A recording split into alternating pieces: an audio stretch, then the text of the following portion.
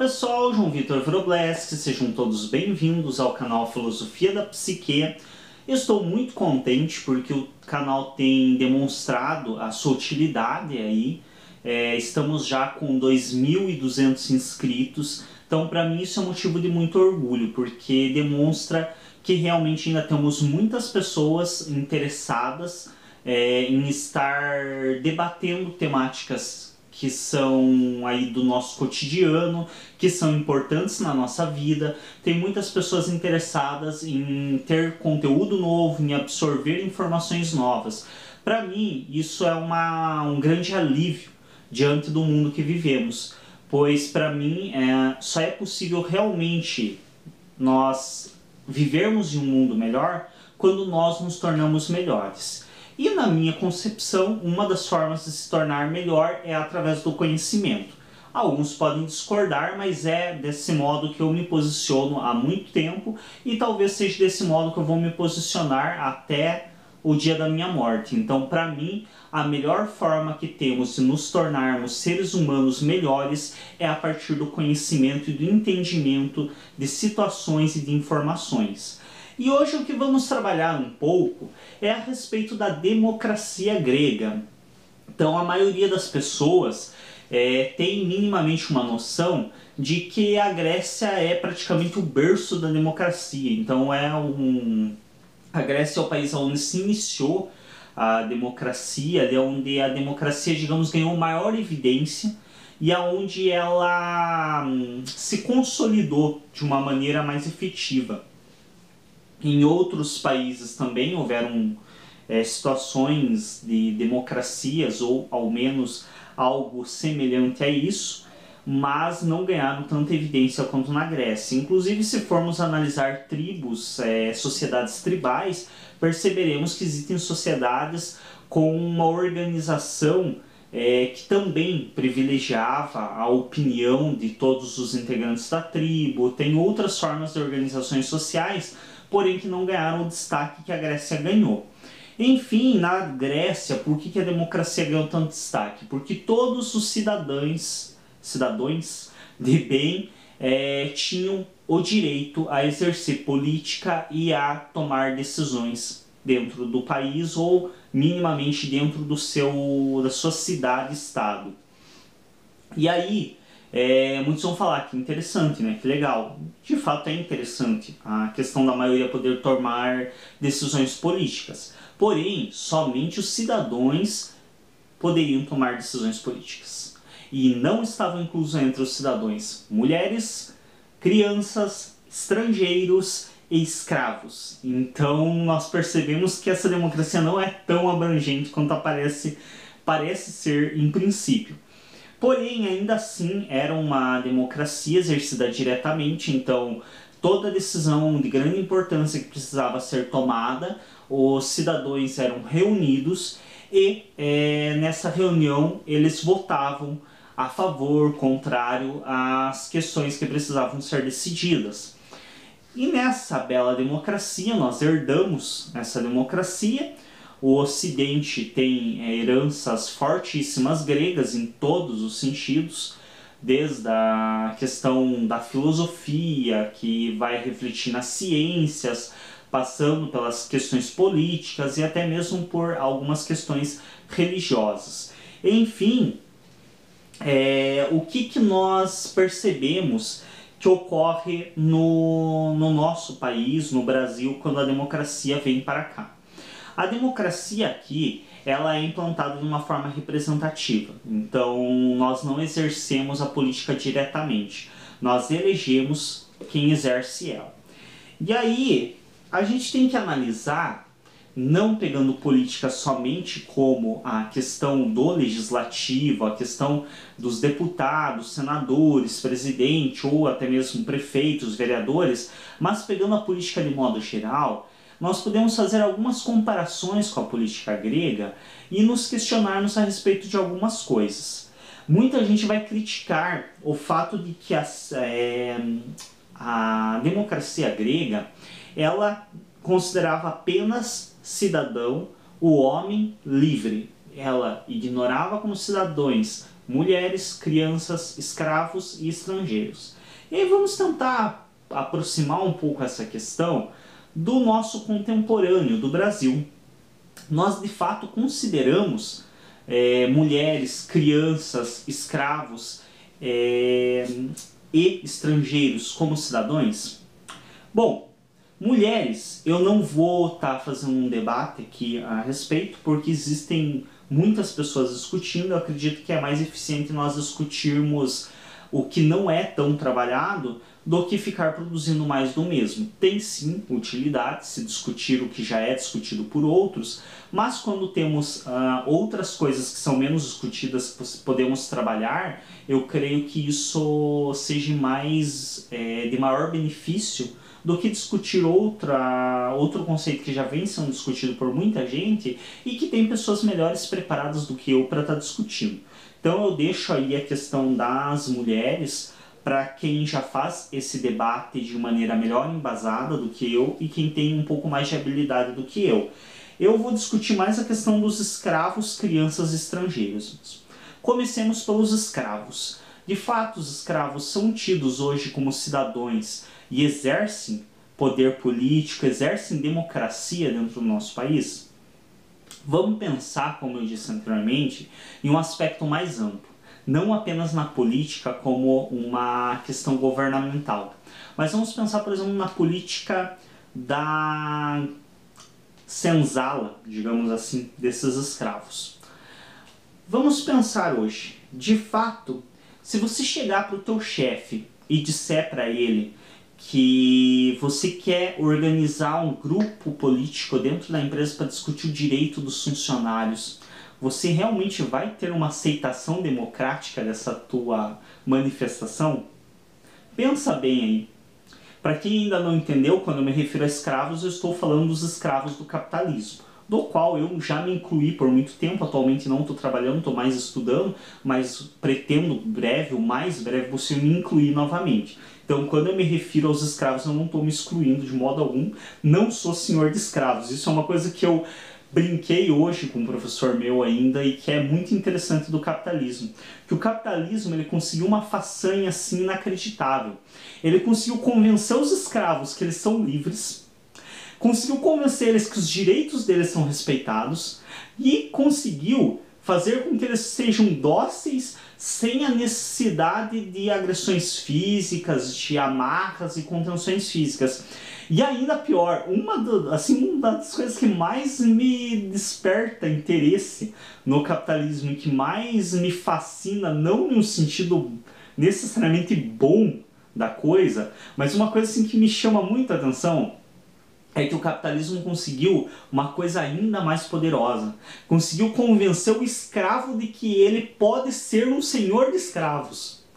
Se nós formos pegar hoje a forma como o capitalismo se configura, ele nos convenceu a trabalhar de bom grado, tendo nossa mão de obra super explorada, e ainda conseguiu nos convencer de que se nós nos matarmos de trabalhar, nós temos a chance de conseguir chegar a sermos um grande dono de empresa, a ser uma pessoa de grandes posses.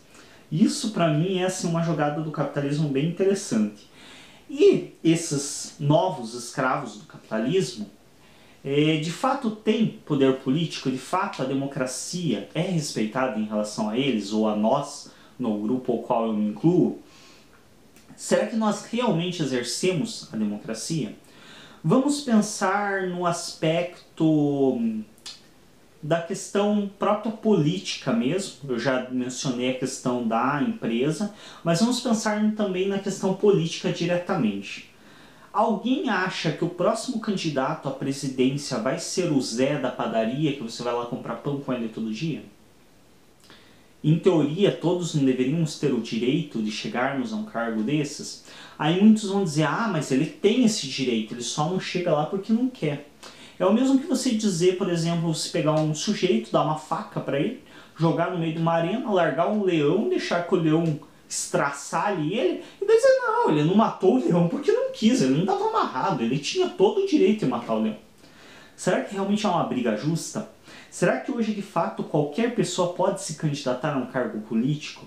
Será que se essa pessoa não tiver uma boa condição financeira, ela realmente tem condições de igualdade, de se candidatar e exercer algum cargo político? E lembrando, o exercício da política não é necessário se ter um cargo. O exercício da política deve ser realizado por todo cidadão de bem. Agora, será que essa pessoa realmente é todo cidadão de bem que tem o direito de exercer um cargo político ou de se candidatar minimamente a um?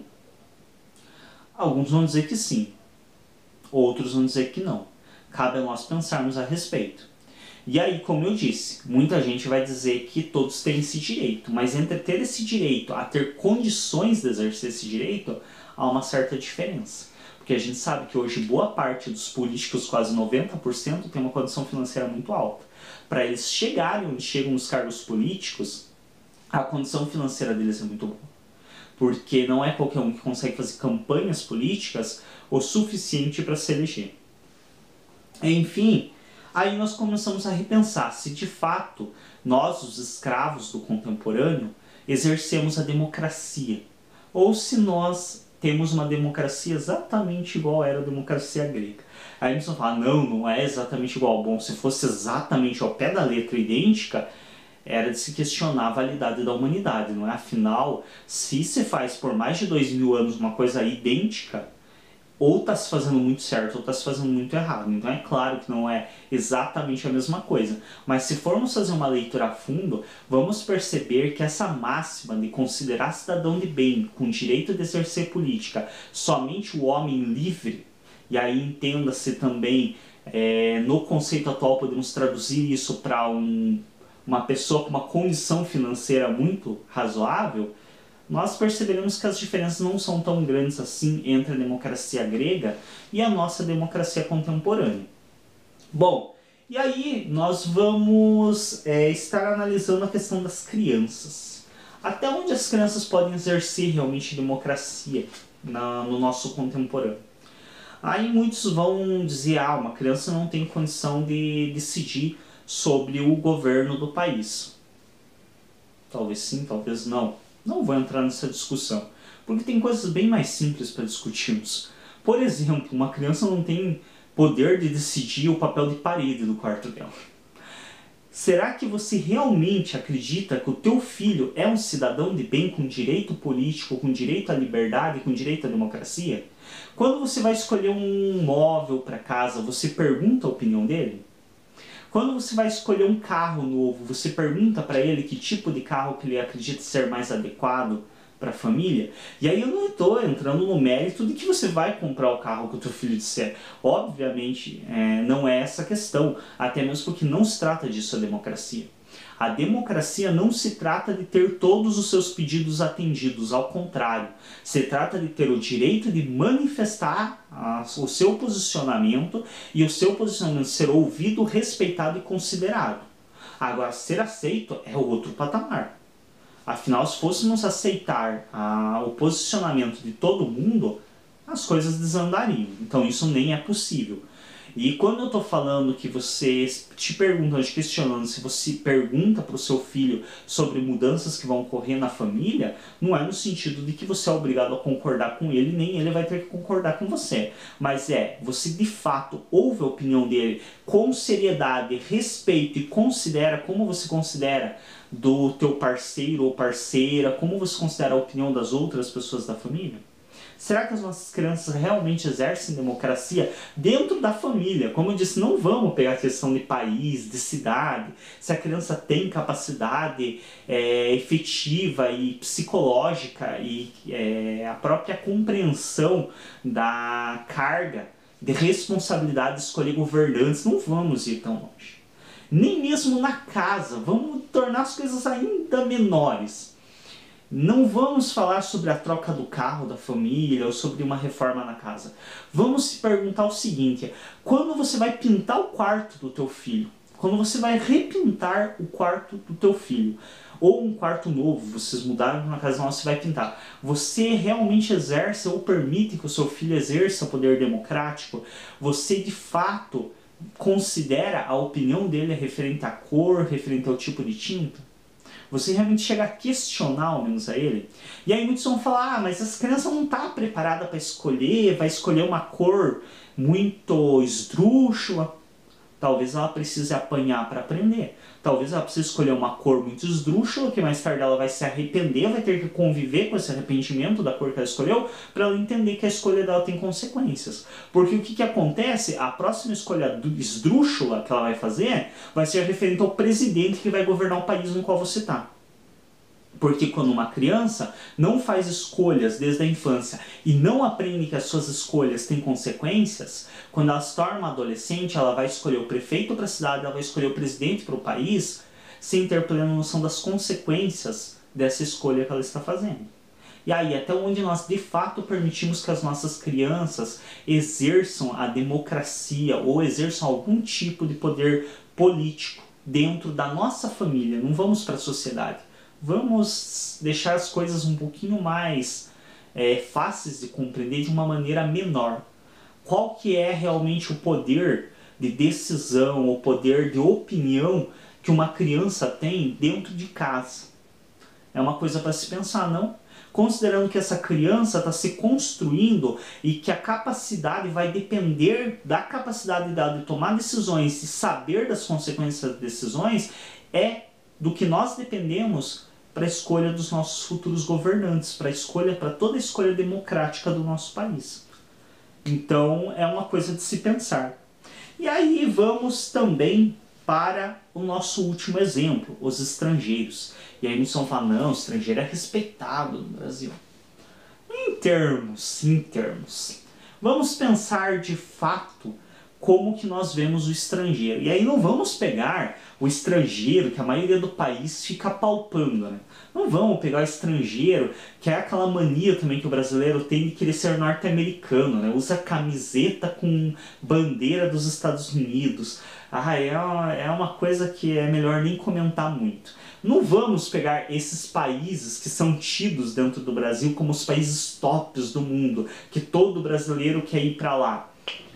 Vamos nos perguntar como que você age, por exemplo, quando você está viajando na estrada e você é fechado por 150 brasileiros. Tem 150 carros te fechando no meio da estrada e você, claro, vai buzinar, vai xingar, mas você não menciona nada da nacionalidade deles. Você não fala que tinha que ser brasileiro, brasileiro, bicho... Não, você não fala nada disso. Mas aí o que acontece quando você leva a primeira fechada de um argentino ou de um paraguaio? O que acontece quando você leva aquela fechadinha básica de um carro de placa branca?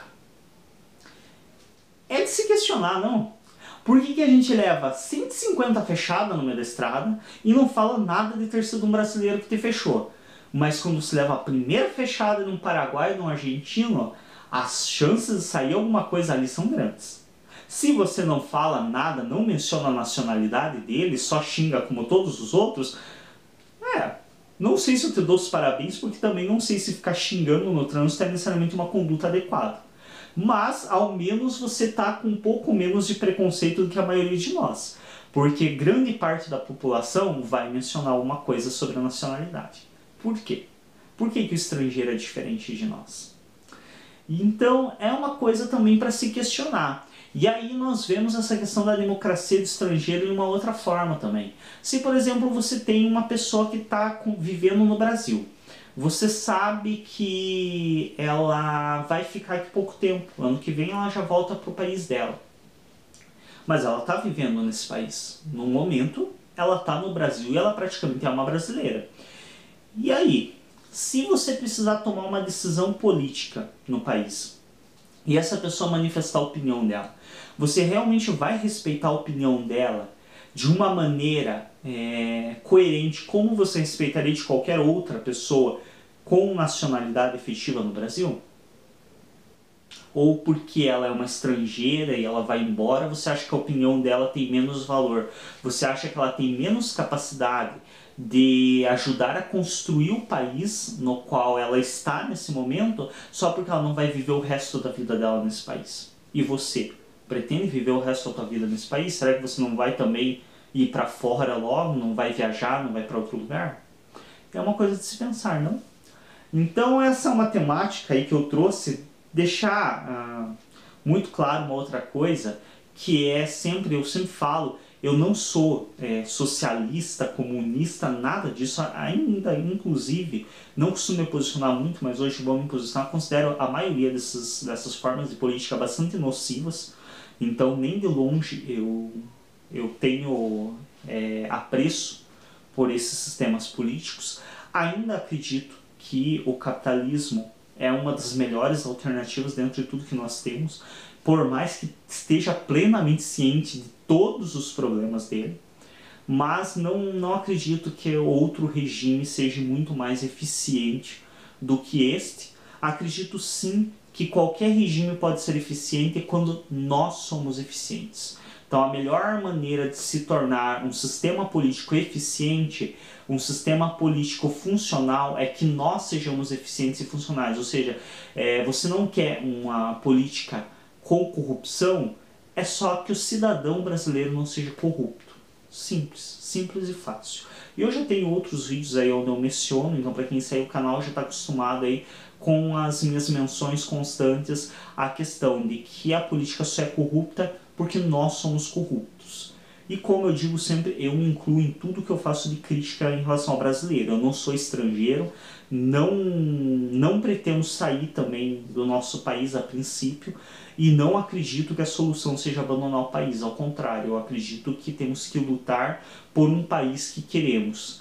Seja a nossa opinião certa ou não, porque também temos que ter a noção de que não temos como de fato saber se a minha visão de país é mesmo melhor do que a visão atual, ou do que a sua visão, do que como o país está atualmente. Mas eu tenho a minha visão de país e eu busco lutar para estar atingindo essa visão de país. E inclusive este canal do YouTube é uma das lutas às quais eu me dedico justamente em função da minha visão de país. Porque na visão de país que eu tenho, o cidadão de bem, ele tem que pensar, ele tem que exercer seus direitos, ele tem que ter conhecimento no máximo de área possível para que ninguém seja obrigado a engolir qualquer porcaria que dizem porque não tem conhecimento de como contrariar. Então este canal é uma das formas que eu tenho de estar buscando construir o país que eu acredito ser o melhor, que é um país onde as pessoas têm acesso ao conhecimento,